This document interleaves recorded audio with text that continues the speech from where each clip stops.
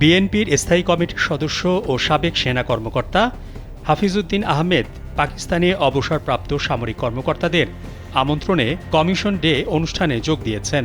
বিএনপির মিডিয়া সেলের সদস্য সাইরুল কবির খান এ তথ্য নিশ্চিত করেন। তিনি জানান, হাফিজউদ্দিন আহমেদ ২৬ ওয়্যার কোর্সের কর্মকর্তাদের আমন্ত্রণে ২৭ ডিসেম্বর পাকিস্তানে যান। তিনি ২৬ ওয়ার কোর্স কমিশন প্রাপ্তদের মধ্যে প্রথম ছিলেন।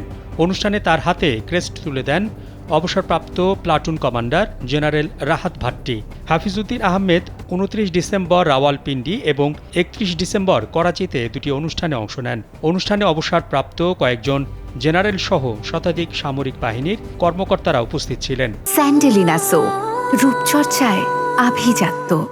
সাইরুল কবির খান আরও জানান, এই অনুষ্ঠানে উপস্থিত অন্যান্য কর্মকর্তাদের মধ্যে পাকিস্তানি সামরিক বাহিনীর উচ্চপদস্থ কর্মকর্তারাও ছিলেন।